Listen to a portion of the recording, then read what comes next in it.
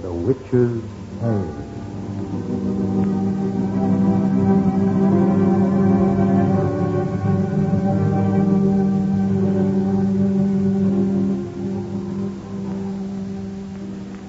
The fascination of the eerie, weird, blood-chilling tales told by old Nancy, the Witch of Salem, and Satan, her wise black cat. They are waiting for you now.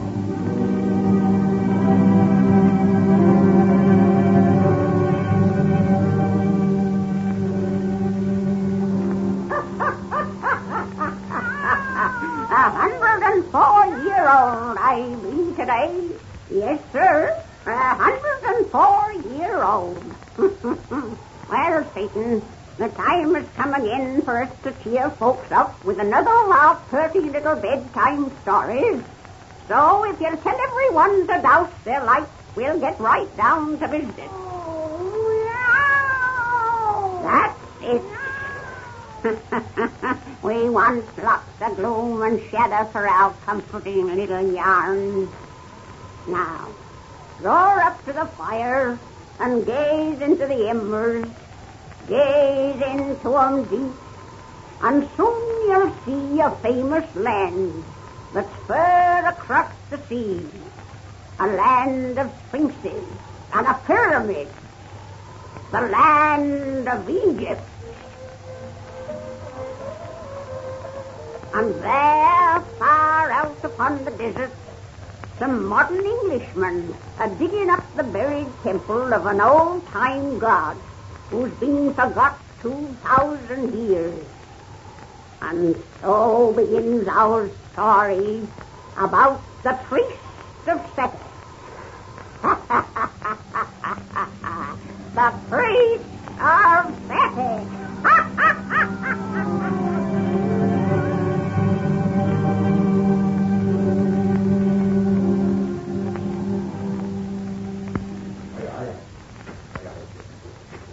Work, you fellows. For the love of heaven, put some muscle in that job. Hurry, I tell you, hurry. You've been in Egypt long enough to know that one can't hurry a native digger. Well, I'll go mad with curiosity if I don't finish the job soon. We'll go to the madhouse together, Clyde, for I'm as eager as you to learn what lies beyond that entrance. Will you two boys come over here in the shade? Sit down and be patient. How can we be patient, Sir Richard? I know. I found it difficult enough on my first expedition to Egypt. But you'll soon become accustomed to delays and disappointments after a while. I realize Bart and I are merely tyros, but with all your experience, I can't understand how you can be so calm. Why, we may be on the verge of a discovery greater than Lord Carnarvon. I scarcely think so. We shan't find the tomb of a Tutankhamen behind that fallen stone, son. We're merely unearthing the sanctuary of a small and very unimportant temple. But the chamber behind that stone won't be a ruin like the rest, sir. And we'll find it in precisely the state it was 2,000 years ago. You said you're fairly sure of that yourself. Yes, my theory is that this entire temple was suddenly buried by one of the desert storms. A simoon, perhaps, which wrenched that huge stone from its place to block the sanctuary entrance. If we're not the first to discover it since that time, we're certainly the first to have tried to move away that barrier. Someone may have been trapped in the chamber when that stone fell across the doorway. That's possible. But finding a skeleton or two will not advance the science of Egyptology. But don't look discouraged. We'll find something interesting inside, I'm sure. If those lazy beggars would only hurry up their work. Lord, yes. I remember that feeling from my younger days. I say, it doesn't look as though the shoring timbers are very secure where those chaps are working. They do look sort of wobbly, don't they? If they gave way, the sand would slide and block that entrance all over again. Then we'd have to wait until they unearthed it a second time. I'll give orders to have them strengthened at once. He's empty! Clyde, they've moved the stone. They've freed the entrance. We can go inside the chamber. Oh, come on, Sir Richard. I'm coming. Have you got your flashlight? Yes, I have mine. So have I. Here we are. It's your right to go in first, Sir Richard. Clyde and I will squeeze through together. Not through this narrow passage. They've only moved the stone about 9 inches from the wall. Move aside, you men. Move aside and let us by. Hurry, Sir Richard, hurry. We're right behind you, sir. Well, don't be right behind me and stop pushing. We've got to wait until the dead air clears out of that chamber. Does smell awful, doesn't it? Of course it does. It was imprisoned there before Caesar was born. Well, it's not so bad that we can't stand it, sir. This is our first find, sir. Can't we go in? All right, follow me. Oh, I say, tight squeeze between this stone and wall. We should have the men move it a little more. Oh, that'll take more time. Oh, there's room enough. For you young, slender chaps, yes, but I'm middle-aged and fat. Hold your flashlights before you. It's pitch dark beyond. I'm through. What do you see inside? Oh, hurry, Clyde, and we can see. I'm through. Come on, Bart, and look. Look there. Bart! Bart! Good Lord. That giant statue. It's of the lion-headed goddess Sekhet. Perfectly preserved. This is a find worthwhile. Look, on her lap. Bones. A human skeleton. Oh, Someone was imprisoned when that stone fell. yes, but not alive. Sekhet was known as the Destroyer. She was a goddess to whom human sacrifices were made. When we climb up for a closer inspection, you will find those bones are a young woman. For lion-headed Sekhet demanded virgins as her victims. The lap of this statue is undoubtedly covered with ancient bloodstains. I'm going to climb up now. Wait, Clyde. Look over there. I say, Another statue fallen to the floor. It isn't a statue. It's the body of a man. yes, and preserved like these statues in this airtight room. But don't touch it. This change of atmosphere may make it crumple into dust. The shriveled flesh looks firm and hard, like leather, sir. It does indeed. Perhaps some chemical emanation from the sand has mummified it. He was imprisoned here alive when the stone fell. Appears so. Poor devil, he's lying prone before the figure of Nefertum, his arms outstretched in an attitude of prayer. He died beseeching the God whom in his faith granted life. There's irony for you. His dead face was peaceful, as though he thought at the last his God had heard his prayer. I think his face is horrible. Yet there's something fascinating about it. You're right.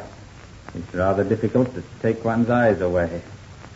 Must have been a chap of a strong character. He exerts power even in death. I don't like to look at him. Now, here's proof that those bones on Sekhet's lap are the remains of a sacrifice, Sir Richard. A sacrificial knife is clutched in this dead man's hand. By Jove, that means this fellow was the temple priest, a priest of Sekhet. He just put that girl to death, perhaps when the stone fell before his door. If that is so,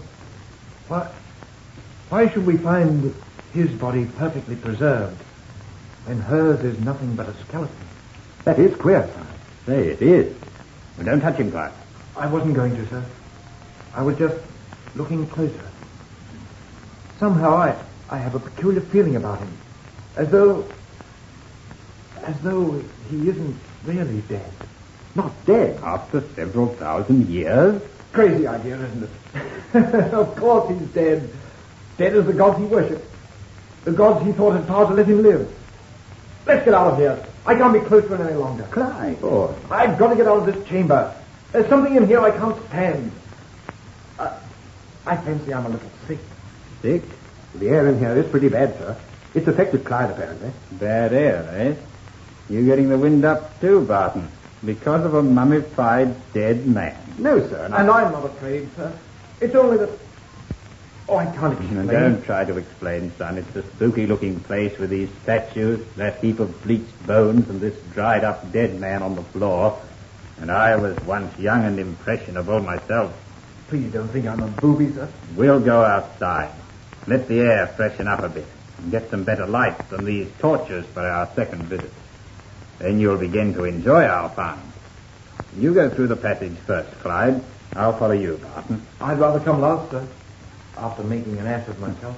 As you prefer. Don't block the passageway beyond this stone, you workmen. I'm coming out. Yes, you fancy? Where'd you go out next, Clyde? I said I'd leave last. After acting the fool. All right, old man. Come on, you boys. I'm coming, sir. I'm coming. Hurry up, Clyde. No. I'm going back into the chamber. You think I'm afraid? I'll show you. Oh, Clyde, don't be an ass. I'll show you another booby. I'll show you. Go and fetch that young idiot, Barton. Yes, sir, I'll get him. Look out. There's falling timber, They're sir. breaking. The sand sliding. There they go. The entrance is blocked again. Clyde's walled in that chamber. Thank God you turned back in time. You'd have been trapped in that passage. But Clyde! Clyde! Clyde, are you all right? Clyde, can you hear us? Clyde! Clyde! Oh, thank heaven. Alley Bay, you men. Spades and baskets, quick. Clear this sand away. It'll be a 2-hour job to free this entrance again. Give me a shovel, someone. Yes, and one to me. And don't worry, Bart. We know that Clyde is safe. And this experience will do him good. The boy's always been too highly strung, too imaginative. By the time we get him out of here, I'll wager that he'll never show fear again of any dead Egyptians. What's that? Everyone stop digging. It's Clyde! He's screaming. Screaming for help, sir. But there's nothing in there to hurt him. I'm not so sure. I felt as he did in that ghastly room. I felt something was there besides the dead. We're coming, Clyde. Now dig, you men, and free this passage. Yes, dig. Dig. Dig as you've never dug before.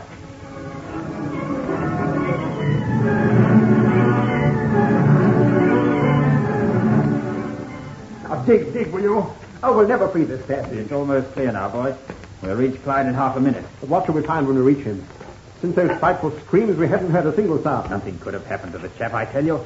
He may be ill, unconscious from the bad air. Bad air wouldn't have caused his shrieks of terror. Oh, I don't know what caused them, but Effendi, you can go through now. Now we'll find out. Come on, sir. I'm right behind you. Clyde. Clyde, you're free again. We're coming after you. Right. Tell us you're all right. He doesn't answer, sir. I reached the chamber. Pass me your torch. I've forgotten mine. Can you see him now? No, the room's so big and the light so weak. Clyde! Clyde! There he is, kneeling before the goddess's statue. And he's alive. He's getting up. Thank God. Clyde, you all right? Why did you scream? What happened to you? Clyde, why don't you answer us? Barton, he looked at us as though he didn't understand. What's the matter with you, Clyde? Sir Richard, look at his eyes. He stares at us as though we were utter strangers. His eyes are queer. I can scarcely draw mine away from them. Nor I. It's the same sensation we experienced with that mummy. Good Lord. The mummy's gone. Crumbled into dust and bone. Yes. But what's happened to Clyde? Oh, old man, we're your friends. Why won't you talk to us? Tell us why you screamed. Why do you look at us without a word? Why did we find you kneeling before that lion-headed goddess? Why? He doesn't seem to understand, sir. No. What on earth happened to him? What has happened in this room?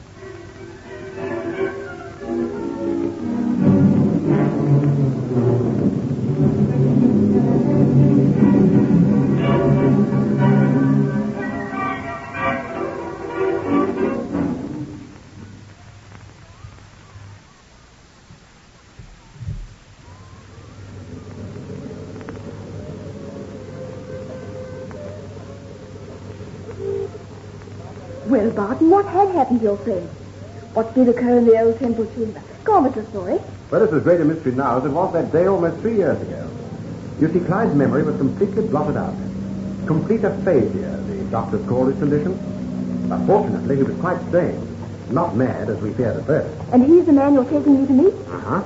If this taxi doesn't break down, you'll meet him within the next 5 minutes. What's more, he's going to be best man at our wedding, now that you've finally joined me.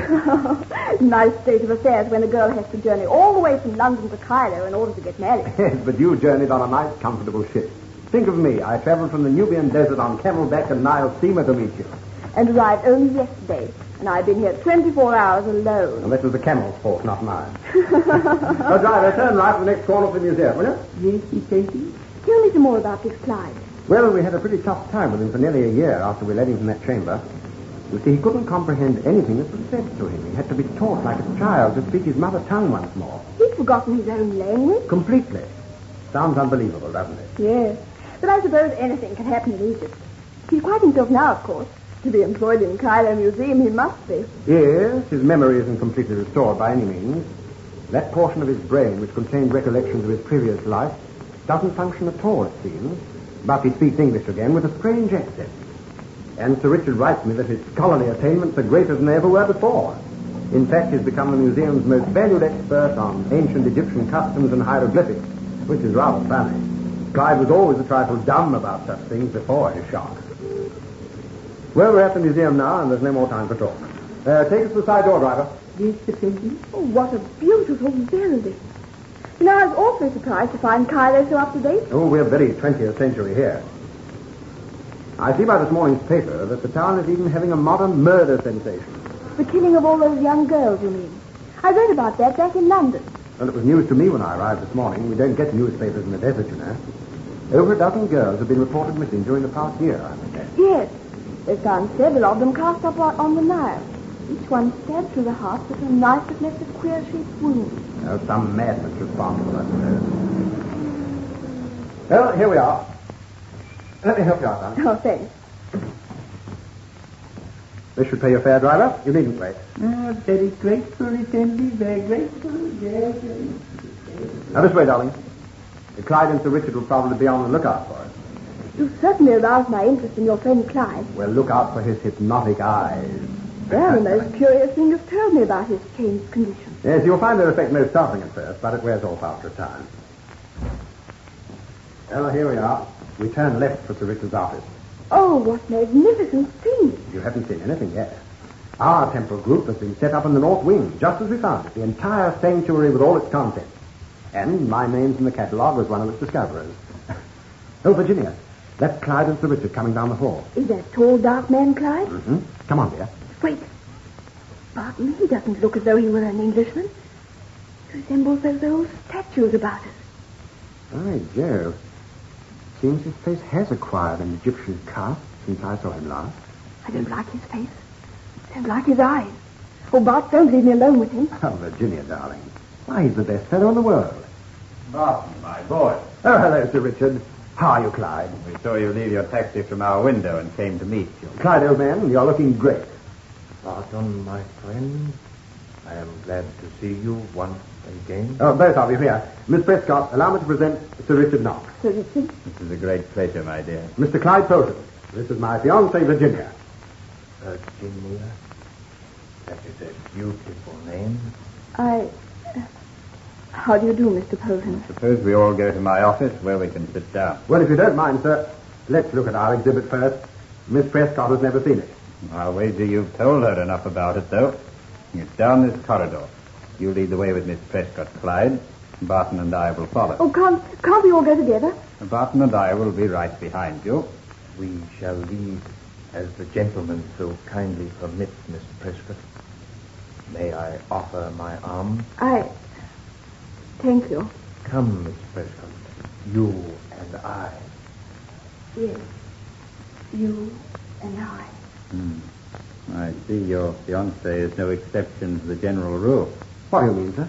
That everyone on meeting Clyde for the first time since his change displays some evidence of fear. Yes. I tried to prepare her for it, but I had to fight the old feeling myself. Any change in his condition since I saw him last? None, excepting that his new personality becomes more dominant each day. The lad we knew 3 years ago might as well be dead. Sit down here, Barton. Oh, but I say so. We said we'd follow directly. I kept you behind on purpose.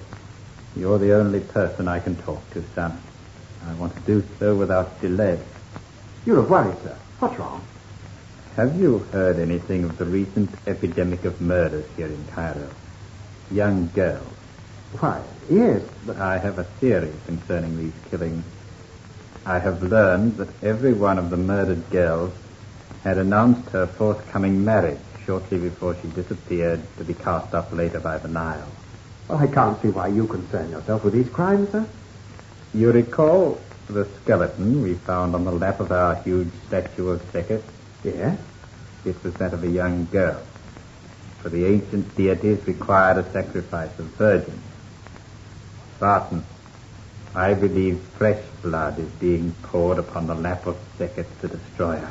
You don't mean on... Shortly before the first of these strange recent killings was discovered, The sacrificial knife we found in that sanctuary was stolen from the museum. The knife the dead priest held? Yes. And the peculiar wound in the bodies of these poor girls was made by that knife. By the knife of the priest of Sekhet. You suspect somebody. Who? We'll talk about that after you, Clyde, and Miss Prescott have dinner with me this evening.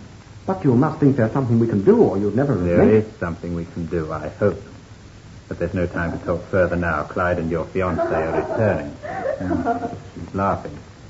You see, she's already lost her aversion for him. I wonder which was best. Her previous fear or present freedom from it. I don't understand you, sir. You may, after we talk tonight. But Quiet. They're almost here. You two delayed so long we returned to fetch you. Mr. Polson's been telling me all about your lion-headed goddess, Barton. He says she's beautiful. And Miss Prescott has been telling me that tomorrow she will marry you, my friend. I envy you the wife with such a pretty name, Virginia.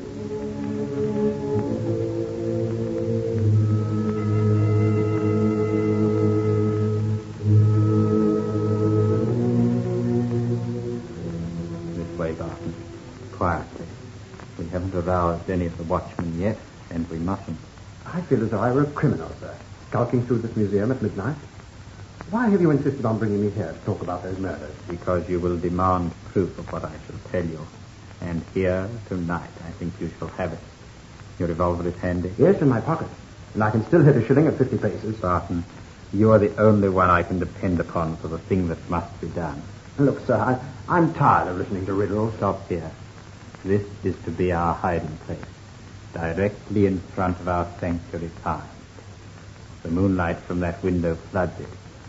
We shall see whatever happens upon the lap of Sekhet. But what on earth? Quiet. And crouch down behind these cases. Oh, very well. Keep your voice down. The watchman has just finished his round in here, as it isn't due for another hour. Our expected guest is aware of that, I think, and may appear at any moment. I'll be still.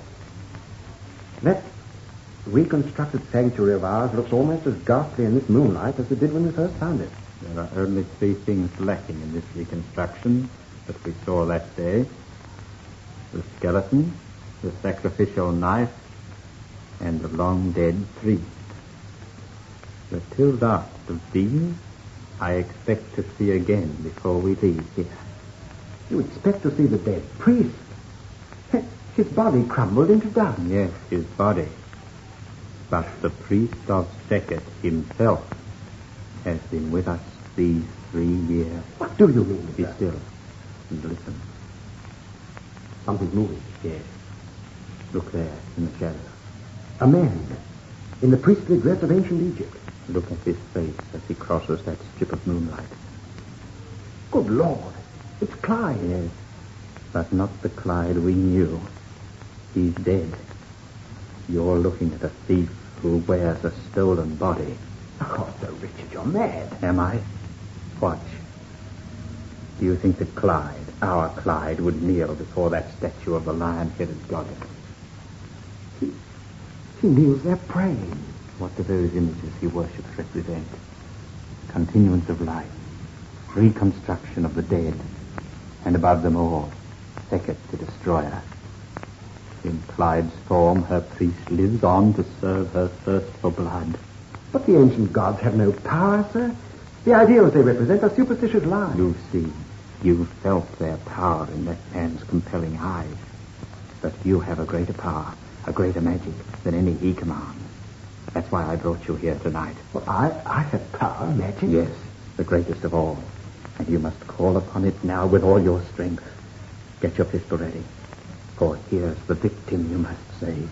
A woman's coming through the shadows. Her arms outstretched as though in a trance. She's answering his summons, held captive by his spell. Sight your pistol on his heart, and look as she steps into the moonlight. It's Virginia. He's heard you, boss. Shoot quick and shoot to kill. Yes. His eyes. I can't pull the trigger. I can't move. Nor I. Virginia, stop. She's going to him. He has her in his arms. He lifts her to the lap of Sekhet, the destroyer. No, no, no! You love her, boy. Loves your magic, loves your power. Call upon it now to break his spell. I know you can. That's why I brought you here. Virginia, darling. The knife of sacrifice is in his hand. Shoot, man. Shoot. I can't.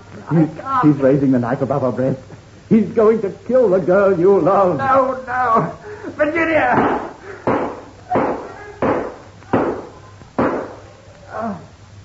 Oh, thank God. I shot him. He's fallen to the floor. Despite his power, I killed him. Virginia, oh my darling. You're safe, darling, safe. The greater magic. Love. The greatest of all magic. Now the lap of Sekhet the destroyer will be stained with blood no more.